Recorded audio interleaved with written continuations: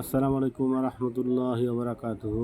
Hello guys, সবাই কেমন আছেন? আল্লাহ পাকের ইচ্ছায় আলহামদুলিল্লাহ আমি ভালো আছি। তো আমার একটা পারিবারিক সমস্যার কারণে আমি এতদিন আপনাদেরকে এরকম ভিডিও দিতে পারি নাই। ভিডিও অনেক আছে, ভিডিওর অভাব নাই, কিন্তু এই ভিডিও এডিটিং করার মতো পরিবেশ ছিল না, আমার কাছে মোবাইল ছিল না। তো যারা জানেন তো অবশ্যই জানেন, এটা ওরকম গোপন কোনো কিছু না, মানুষের ঝামেলা থাকতেই পারে। যাই হোক, এখন আপনারা প্রতিদিন ভিডিও পাবেন ইনশাল্লাহ। তো এটা হইলো একটা বাড়ির গোয়াল খামারের জন্য সোলার আইপিএস নিচ্ছে তারা। তো এই প্যাকেজটা সেটিং এর সমস্যা হয়েছে কিছু, এখানে আমাকে নেওয়া হয়েছে, তো আমি গেছি। তো এই মেশিনটার কাজ হইলো, সে বিদ্যুৎ থেকে 50% চার্জ নিবে, আবার তো এই দুই চার্জ একত্রিত হইয়া সে ব্যাটারিকে 100% চার্জ করে দিবে। অনেক সময় দেখা যায় যে আকাশ মেঘলা থাকলে সে সোলার থেকে 30% নিল, বিদ্যুৎ থেকে 70% নিল, আবার রোদ্র বেশি থাকলে সোলার থেকে সে 40% নিল, আবার সোলার থেকে সে 70% নিল, বিদ্যুৎ থেকে সে 30% নিল, সোলার থেকে 70% নিল। এখন বিষয় হয়েছে, এরপরে যখন ব্যাটারি ফুল হয়ে যাবে তারপর সে আউটপুটটা শুধু সোলার থেকেই দিবে। এই ক্ষেত্রে অনেকে ভুল বুঝেন যে আপনারা সুইচটা বন্ধ করে দেন, এটা করবেন না। কারেন্টের সুইচ অন থাকবে, কারেন্টের সুইচ অন থাকা এখানে জরুরি, নইলে আপনারা একটা সময় দেখা যায় 2 ঘন্টা 3 ঘন্টা 5 ঘন্টা 7 ঘন্টা চলার পরে বন্ধ হয়ে যাবে।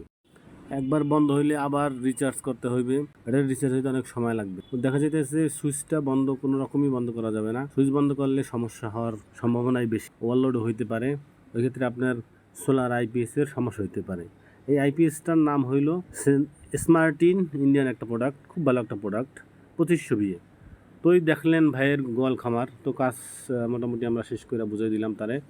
এবার আমাদের গন্তব্যে পৌঁছার পালা। তো বাইকে করে আমরা আসতেছি, একটু লোক নিলাম, আপনাদের সাথে একটু করলাম। এরপর আসলাম একটা জায়গায়, এখানে এক মিস্ত্রি কাজ করছে, মাশাআল্লাহ মিস্ত্রি, ওনার যেই কাজ যেভাবে করছে আসলে এগুলো ইলেকট্রিক কাজের মধ্যেই পড়ে না। কি বলবো, অন্যের বদনাম করার দরকার নাই। এই দেখেন এখানে ব্রেকার সিস্টেমে লাগাইছে, সবগুলো তার এক এক জায়গায় কইরা, তারপর সে ব্রেকার থেকে ওইখান থেকে কানেকশন একটা একটা সার্কিট ব্রেকারে দিচ্ছে। তো ডিপি থেকে এসপি তে সে কিভাবে নিছে তো দেখতেই পাচ্ছেন, আসলে এটা কোনো কাজের মধ্যেই পড়ে না। তো এই একটা ব্রেকার পড়ে গেছে, তো ওটা ওভাবেই থাকছে, ওটার কোনো সমাধান পায়নি, উনি এসে করবে। এই কাজটা করার পরে যে আমাদের একটা চার্জার পুড়ে গেছে, ওটার দাম 4500 টাকা, ওইটা আবার আমাদের নতুন করে লাগাইতে। তো পরবর্তীতে আমি সুন্দরভাবে সাজাইয়া করে দিচ্ছি। এখানে করছিল সে একটা নিউট্রাল টানছিল 3টা মিটার থেকে, তো 3টা মিটারের নিউট্রাল আলাদা কইরা, লাইন আলাদা কইরা এখানে সবকিছু ঠিকভাবে করে দেওয়া হয়েছে। মোটর লাইন আলাদা, ঘরের লাইন আলাদা, সিঁড়ির লাইন আলাদা, সবকিছু এখানে আলাদাভাবে করে দেওয়া হয়েছে। তো এই বিষয়টা আপনারা বুঝছেন কিনা আমি আবার দেখাইলাম। এই হলো কাজের অবস্থা। ইলেকট্রিক কাজ যারা করেন তারা